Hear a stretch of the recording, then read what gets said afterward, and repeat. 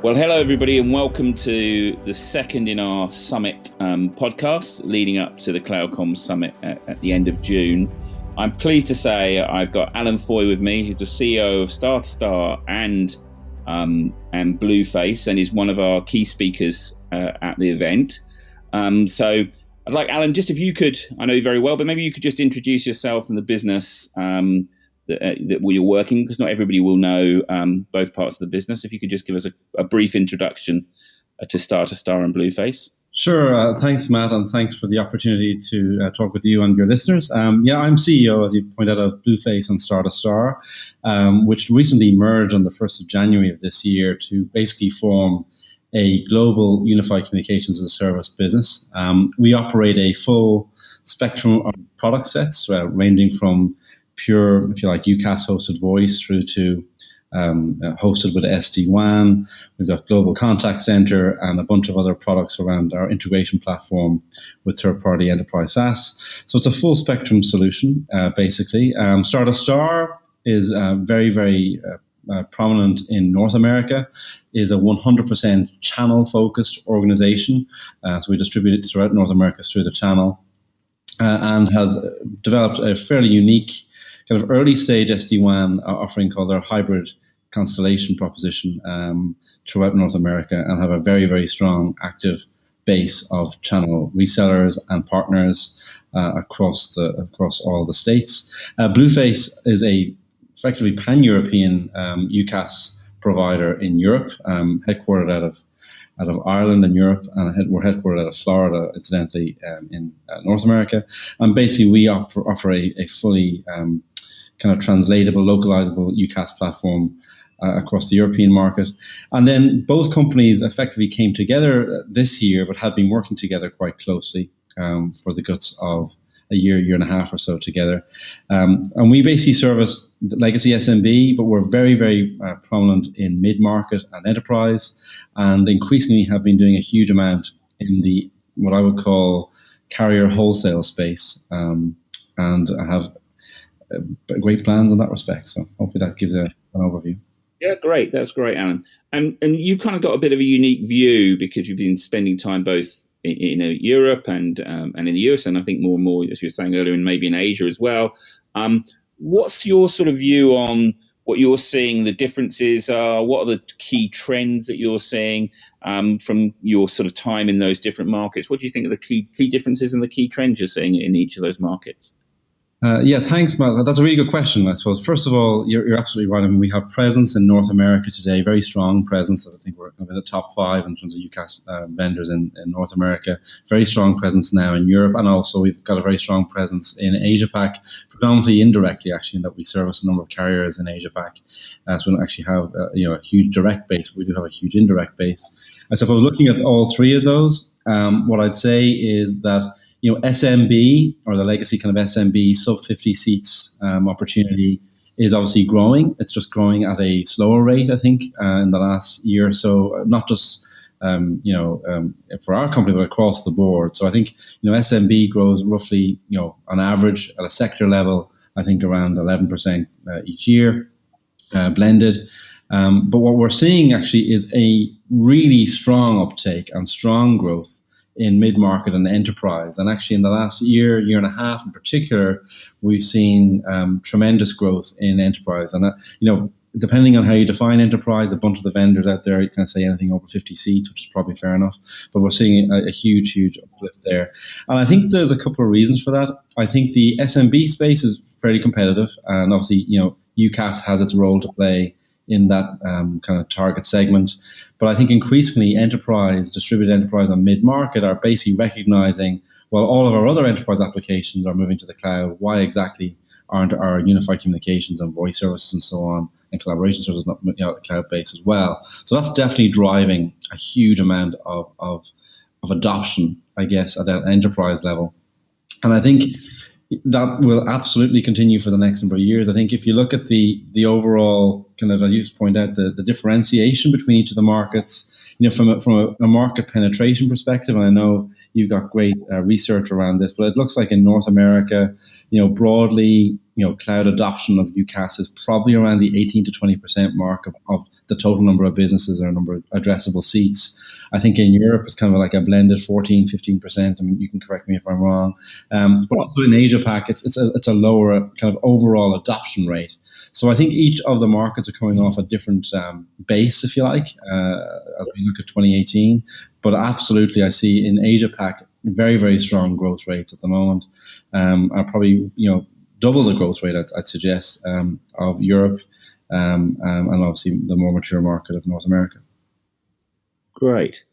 And one of the areas that we're kind of going to talk about in the upcoming summit, and a lot of service providers, you talked about serving service providers more and more as well, was you made a decision a long while ago to develop your own platform, which you're now obviously, as you mentioned, selling to other service providers. What kind of drove that decision? Because obviously people are thinking more about how they differentiate themselves and how they differentiate their service. We're going to be talking about this at the summit, but I just kind of wondered what drove that decision for you in the early days of, I guess, Blueface. Yeah, I think both companies, obviously both Blueface and Star2Star, have a very strong legacy of R&D and technology investment, and obviously focusing on our core product offering. We are absolutely passionate about product.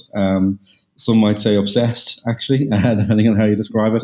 And that's a good thing and a bad thing. I suppose a good thing in the sense it has given us a lot of versatility. It means that we've really focused on trying to build out a differentiation and an internationalization and a scalability that maybe others have not yet done. And also, I suppose we've looked at this kind of full spectrum type solution set, and we think that's pretty differentiated as well. There's a huge investment, though, of course, required for that, and obviously we've invested quite heavily in R&D, and we continue to do so. So it is a business decision that one has to make. You can either license in third-party technology, or you can effectively build out your R&D and in-house investment. So we focus on the latter, obviously making that investment and continue to do so. And I suppose that has given us a degree of confidence to bring that as a market opportunity into the service provider space. And we've obviously had quite a lot of success, particularly over the course of the last 2 years in that domain. And I think that, in many respects, if you look at the marketplace and you look at other providers who are reliant on, say, just one sole behemoth to a large extent, they can't really build that differentiation. And I mean, the horse is certainly bolted in that respect. So our argument on the service provider space is, well, we'll actually work with you to help you build differentiation in some shape or form, and try and build out if that's a customized experience or if it's integrated into your existing offering, and try and give you some semblance of differentiation and control over your own destiny. But certainly we made that decision, I'd say, as you point out, probably 7-10 years ago. Yeah, and it'd probably be harder to make that decision now than it was then. In terms of we're hearing a lot in terms of the next sort of phase and how people are differentiating and where they're developing. We're hearing a lot about mobile collaboration, these sorts of areas. What areas do you think are going to be key in terms of a product side that you guys are focusing on? I know you mentioned SD-WAN earlier in the podcast. What are the areas that you're focusing on for that from the product perspective? Yeah, well, I think you're, first of all, on SD-WAN. Obviously, Star2Star's early really hybrid architecture was a very early stage SD-WAN, and that's obviously core to the product offering of Star2Star in North America. We are obviously investing quite heavily in our SD-WAN development and projects this year. So I think we're going to have some pretty cool announcements in the next quarter, and probably just in time for your conference. But SD-WAN is obviously a core offering, and that's also something we're looking at from a European perspective as well. Taking a couple of steps back, I mean, you mentioned mobile, you mentioned collaboration.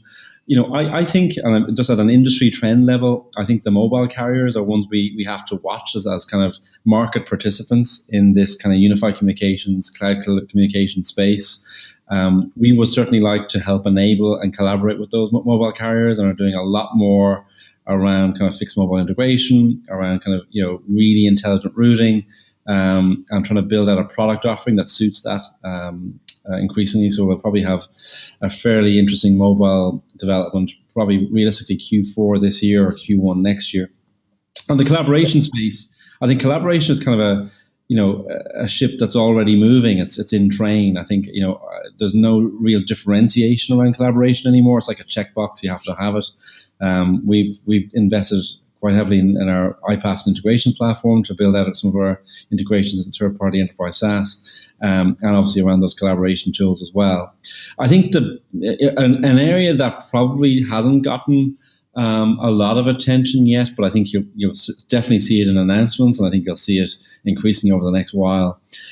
You've seen obviously a degree of participation in the AI space and how AI fuses with voice and fuses with, the business process. So I think we're going to see a lot more innovation around core enterprise business process, where unified communications fits in that ecosystem of really revolutionizing the customer experience, automating to a certain extent, intelligently routing, and overlaying content, and ultimately taking really that 360-degree view of, you've got these bunch of applications in your business. How do you reform and streamline and transform that process in your business, and where does UCaaS and other elements fit? And I think that's really going to be a question, a research question, for want of a better term, that providers are going to have to focus on. And I don't think it's just about single products. It has to be about the ecosystem and how those elements work together. So I'd say we'll probably see a lot of industry players moving increasingly in that, what I call the intelligence space, around process applications and obviously UCaaS. And I guess that ties into what I was going to talk to you about in the last area, which was, we're obviously hearing a lot about Microsoft's strategy, and particularly people like Twilio popping up now. And I guess Twilio is popping up in the areas that you just described in terms of API and integration. How do you perceive the sort of new competition, and how do you perceive that as a business? Yeah, I think, two things I'd say about that. First of all, obviously, Microsoft are obviously the elephant in the room, and everyone's going to try to figure out, what will Microsoft do? How are they going to address this market?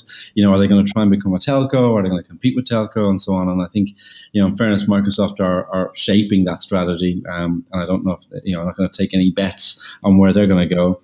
Obviously, you mentioned Twilio, and, obviously Twilio have taken a particular market focus, leveraging their CPaaS capability. And, we have a CPaaS offering actually in Star2Star and Blueface. We